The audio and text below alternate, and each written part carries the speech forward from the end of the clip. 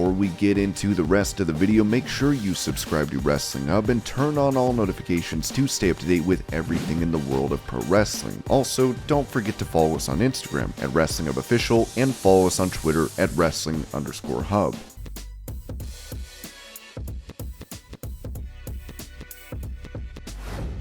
With it being reported that she is no longer listed on WWE's internal roster following her walkout on Raw with Sasha Banks, Naomi took to Instagram to post a possible reference to her situation, saying, "The moment you put a stop to people taking advantage of you and disrespecting you is when they define you as difficult, selfish, or crazy. Manipulators hate boundaries." Speaking of Sasha, the boss is no longer available as a profile icon option for Peacock subscribers, with WWE's only options now being Roman Reigns and Asuka.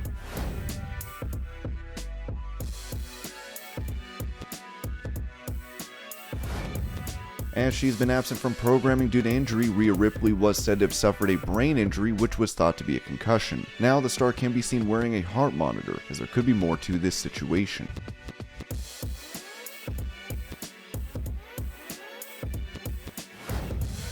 Asked about his reaction to Vince McMahon paying women hush money and being under investigation, Chris Jericho seemed adamant that nothing will happen to McMahon on the True Geordie podcast, saying, "Not really. Is it a surprise in any industry when it happens? When you look at it, it's really not illegal. He had an affair, paid the lady off to not say anything, and moved on." It's almost like, okay, and people want to jump on it, but there is still always an undertone of, it's wrestling. Oh, it's just wrestling. If you look, that story came out with a bang, and then you really haven't heard anything about it since. If this was Hollywood with Harvey Weinstein, that sort of thing, the difference between that is he was holding women back for getting gigs. Harvey Weinstein, either bang me or you don't get the starring role. This has never been said in Vince's thing. It was a mutual acknowledgement of the affair. He paid the lady to say nothing and she took the money. I really know Vince well, and it sucks that happened. It sucks that he did it, but is anything really going to happen from it? I don't think so. Jericho would add, Vince is just the lad at heart. He's just a dude. And yes, he's very intimidating, and he's a billionaire, and he's, the creator of this massive iconic company, but deep down, he's just a dude that likes to hang out, likes to joke, and likes to drink. He's surrounded by yes men, as most guys in that position are. He doesn't want yes men, and had a really good relationship with him.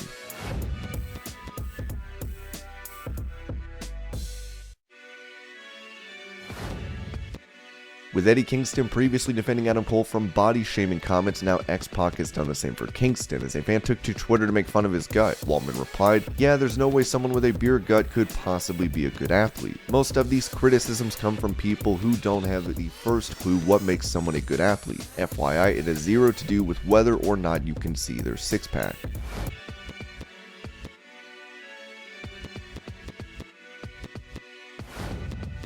With them set to go head-to-head once again at SummerSlam, it was said by The Observer that this could be the last we see of Roman Reigns taking on Brock Lesnar. There are no plans for any other match between them as of right now, but let's be serious. Guys get hurt, and it's a match that, bringing Brock back still got a lot of talk and everything like that. The first week, there was a lot of talk on bringing Brock back. We'll see how much that means this week to a degree, but it's still SummerSlam. It's going to be the third biggest show of the year. It always is.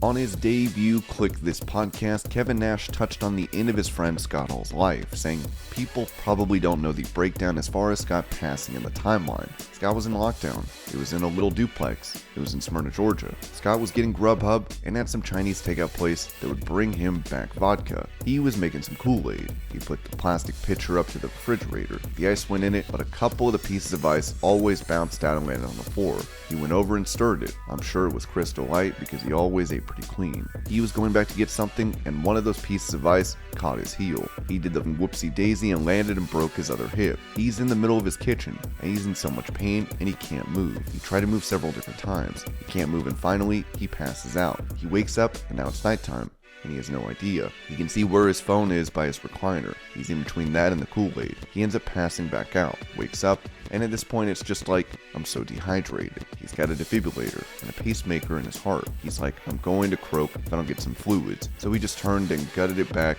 to the cabinet and reached up with 2 hands and just drank it through the spout sip by sip. Slowly, he got enough in him that he was able to drag himself, and he called 911. They came and got him and took him to the hospital. So he went to Kingston Hospital, which is like a 2 out of 5 star hospital. Scott didn't have insurance. He needed to get the hip fixed. He had some other problems and some other issues. They did some CAT scans. When it would be time to get Scott out of the hospital, he was going to stay with Dallas Page and recover there. I got a call on Sunday saying Scott had 3 heart attacks and it didn't look good. I tried to get a flight to Atlanta but couldn't, so I went back to Daytona Beach and then couldn't get a flight out of Daytona Beach. At that point, they said they were going to pull the plug, and the doctor said that it would be maybe 10 minutes that Scott Hall would be alive. So before they pulled the plug, all the Click guys got on speakerphone and we all talked to him. We all cried, was basically all we did. 7 hours later, Scott was still alive, but then died.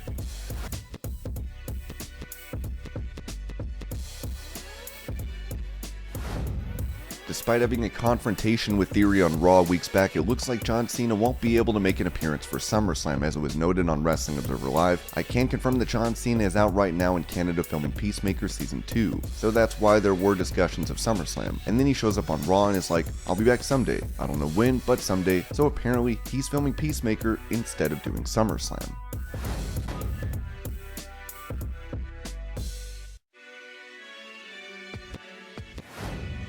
Speaking about WWE sponsors possibly walking away given the investigation into Vince McMahon, the Observer noted, put it this way, until the investigation is over, Vince is going nowhere. He's just not. When it's over, I think it depends on what they come up with, but I think that he in his mind is going nowhere. He's very difficult to unseat. You know, the Wall Street Journal reporters were talking about the sponsors. All these people are aware. Nobody has given the vote of confidence to Vince. None of the TV stations, none of the sponsors. We said the other day, if you're a sponsor, you're not going to bury him unless you're walking out of the deal, and you know nobody has walked out on the deal. If that were to happen, that would be something, but none of the TV stations, none of the sponsors, there's been none of that. They're happy working with the company. So there you go. It's an ongoing story, and it's interesting to listen to their thoughts, people from the outside. If you tell the story to people in the outside world as I have, it sounds so much worse to people on the outside than people in wrestling, because in wrestling, it's like wink wink. We all know it. Everyone knows it. It's almost expected, and it's one of those things where it should not be that way. They really should learn from this. But it's been in the culture there for decades. They've been publicly traded for decades, and it's still in the culture there. Eventually, it needs to stop, and the fact that it was still going on, early this year, late last year, is a really bad thing.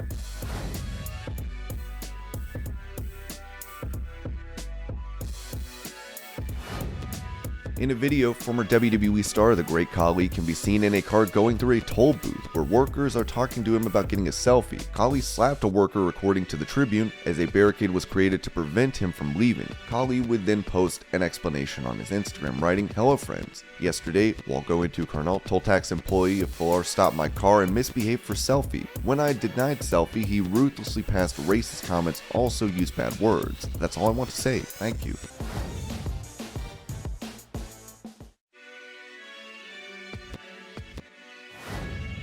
Speaking to ESPN's Mark Raimondi, former WWE champion Big E touched on the aftermath of his neck injury suffered on an episode of SmackDown, saying, "I have no issue whatsoever with Ridge Holland. He's reached out and said some very kind things. What we do is dangerous, and there are inherent dangers. And to that degree, we all kind of know what we sign up for. And it was unfortunate that it went down that way. But I'm not dead. I'm alive. I'm doing well." Big E would also say this about the doctors who've taken care of him, saying this about learning the severity of his injury. "It's very sobering to hear that. I think to be great at something like pro wrestling, or at least to be competent, you can't spend all your time worrying about possibly fatal injuries or breaking your neck. You have to go out there and be free and in the moment. I think a lot of us as performers don't spend a lot of time thinking about that stuff. I never thought I would be."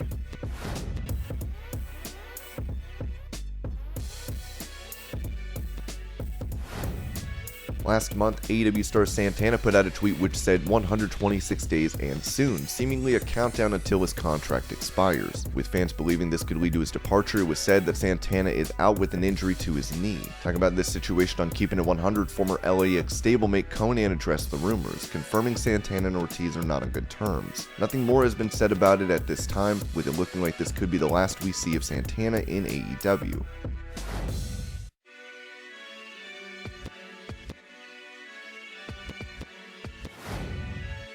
Reviewing AEW Dynamite from last week, Jim Cornette touched on the bout between Jon Moxley and Brody King as he said, "I will give this a chance just to see if Moxley does something different this time." So I paid attention. Under 1 minute and 15 seconds, they went to the floor. I just said F it. Moxley's the worst wrestler in the world, and I tried to fast forward to the finish, but AEW can't manage the time, so they almost run over. For AEW Fyter Fest, Moxley will defend his interim AEW World title against Takeshita.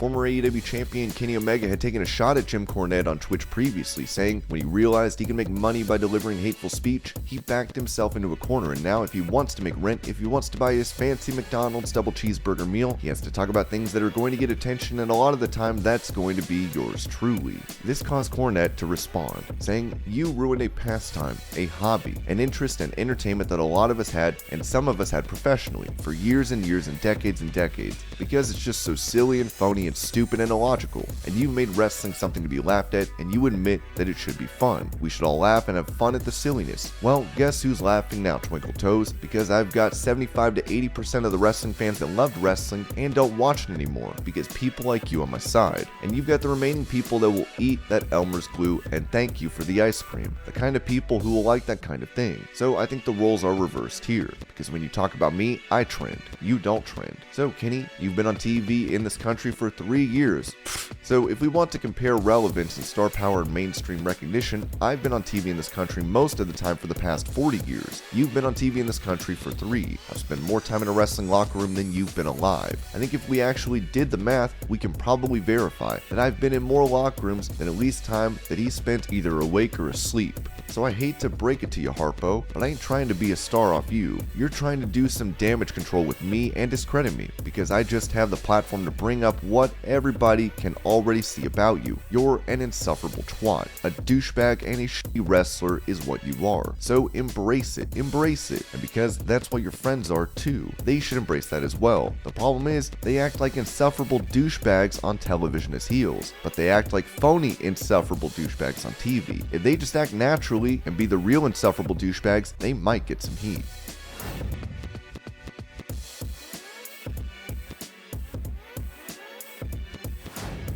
During an interview with NBC Sports Boston, former WWE star Alberto Del Rio spoke about rebuilding his legacy in pro wrestling, saying, "I would be interested in going to AEW or any major company. As we were saying a few minutes back, I deserve to be in a major company. Once it has been proven that I was always telling the truth about those things I know I know I deserve to be out there to continue entertaining and to rebuild my legacy in the business that I love. I would love to be working for any major company. AEW, I haven't talked to anyone in that company. I've talked to people from other companies, but not from AEW. I have really good friends over there like Phil, CM Punk, and he is one of my friends in the business, and Chris Jericho, he was always nice to me, and we always had a good relationship while we were working for WWE. I know all the others, and we always got along with Daniel Bryan, Jack Swagger, and many others from the indie circuit."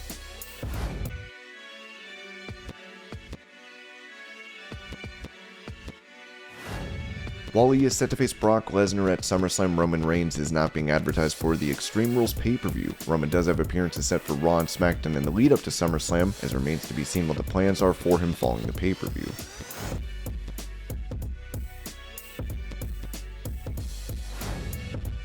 With Sasha Banks announced for her first public non-WWE appearance since her walkout from the company, Fightful has given a huge update on when we could see her wrestle next. We reached out to other convention organizers who confirmed they reached out to her reps and were quoted a firm specific rate. However, wrestling-related promoters that attempted to book her were told that she was only taking non-wrestling related bookings until January 1st. WWE have still not officially confirmed her release publicly. One promoter that reached out said they can't imagine her not being released at this point. Talent we followed up with are also under this impression. Still, from an official capacity, nothing has changed. We weren't told if or not accepting wrestling-related bookings is a personal preference or tied to something contractual, but have exhausted sources to find out. Speaking of the walkout, Naomi recently put out another cryptic tweet which reads, "Anything that costs you your piece is too expensive."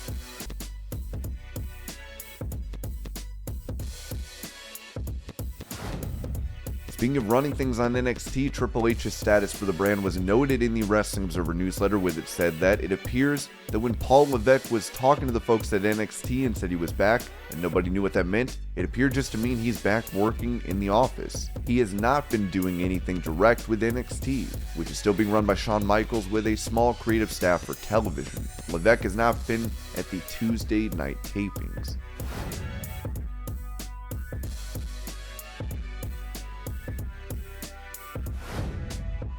While Raw is set to be a TV-14 program on the 18th going forward, Fightful is reporting that much might not change for the show. For those expecting a significant content adjustment might end up being disappointed. While NXT has racier content regularly, it's still rated TV PG, and the content that airs is still up to the creator itself. Unlike MPAA for movies or ESRB for video games, cable television shows aren't required to meet a certain standard in order to retain TV PG status or move to TV-14 status. For instance, WWE could have very well self-rated WWE Raw at TV PG during the Attitude Era with so oversight ramifications. However, input from the network and sponsors about the content is always taken into effect. The Observer pointed out that this TV-14 move for Raw is not a done deal. Andrew Zarian reported that Raw will change from TV PG to TV-14 starting with the July 18th show. There was a memo sent out at the USA Network saying that, but apparently the memo was sent out early and the date itself of the change is not finalized. WWE did not confirm the story at press time. Another source in the company said that this looks to be a USA decision and not a WWE decision.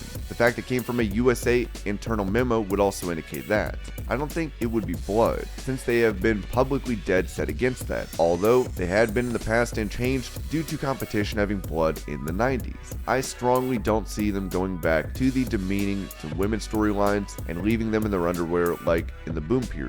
I absolutely could see them following AEW with more dirty language. In particular, USA was said to be accepting Lesnar using the word kicking at just past 8 p.m. this week when they got the script. But then when Lesnar actually said the word, because they were aware in advance, they did a sound edit of the word. We don't know if this had to do with that or not, but the timing is notable, and a sound edit of something that was in the script and approved is also notable.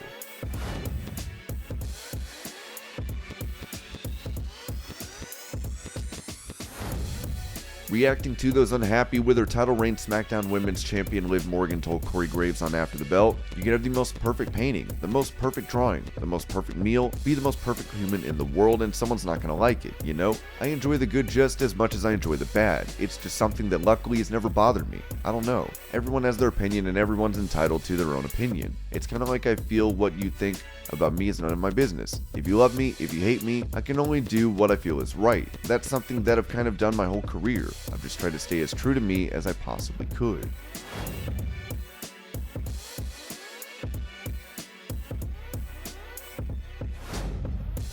Despite it being reported that Theo Shirai might not re-sign with WWE, it's been noted by The Observer that she is looking for a main roster contract. Theo Shirai on Twitter, in response to last week's issue, just wrote rumors regarding her not signing a new contract and potentially leaving. Those at NXT said last week that at the time Shirai had not signed a new contract that had been offered. They believe she was returning to Japan and Stardom now that Stardom has stronger financial backing from Bushiroad. Those close to Stardom did not indicate she was coming back, although did believe she would be moving back to Japan if she wasn't on the main roster. As noted, if she lets her contract expire without renewing, she could work anywhere, whether it be Japan or the US, immediately. Still, she disputed this report. She had been injured and not been used in months, but has been back training at the PC lately. Those who know her from Japan said she went to WWE with the goal of making the main roster and believed she would stay with a main roster deal. We haven't heard about her signing a new deal this week after checking, but there is an offer on the table and her current deal hasn't expired yet. And at this point, she really should be on the main roster,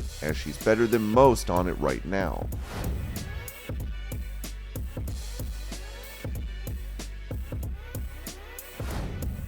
During a recent WWE live event, Liv Morgan can be seen hitting Natalya with her finisher and picking up a pinfall victory, which led to Natty no-selling the move to point and say something to Liv. Natalya had responded to this criticism in a now-deleted tweet. Ringside News is now reporting that "I was told Natalya is a big problem backstage with producers and writers. There is a lot more to the story about her no-selling Liv Morgan's finisher at that recent WWE live event as well. This is an issue that was described as her harassing writers about looking like a jobber. It was even said by a tenured member of the creative team that Natalya was a serious problem backstage last Friday, so bad that several producers and writers were talking about whether they go straight to Vince McMahon, observe protocol, and go to Bruce Pritchard. They even considered taking the issue to TJ Wilson, Natalya's husband, as a courtesy, and see if he can get involved since she's being unprofessional and harassing the writers and producers. Ringside News was additionally told that Natalya no-selling Liv's finisher was unprofessional and got squashed quickly because Natty probably knew she exposed her rotten attitude with that moment that was caught on tape.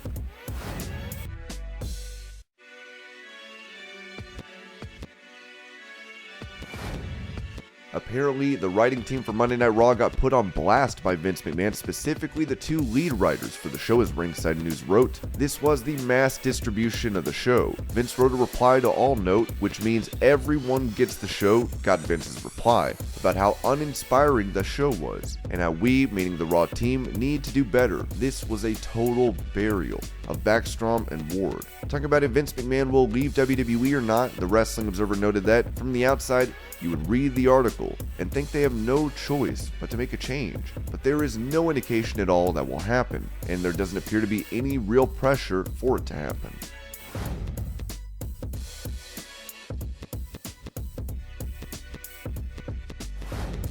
With it being teased that Dominic Mysterio could turn on his father, the Wrestling Observer mentioned that for the July 25th Raw in MSG, Riddle and Street Profits vs. Reigns and Uso is the announced main event. That doesn't mean it will happen, but in MSG, it's probably more likely than another arena. The show is also being pushed as the 20th anniversary of Rey Mysterio in WWE. It feels like if they are going to do the Dominic turn, and it's certainly being teased hard, this ceremony would be an idea of where to do it. Plus, Vince McMahon has a special affinity for MSG, so one would expect a show with more major stories coming out of it and for it to be pushed much harder than usual to draw a bigger rating.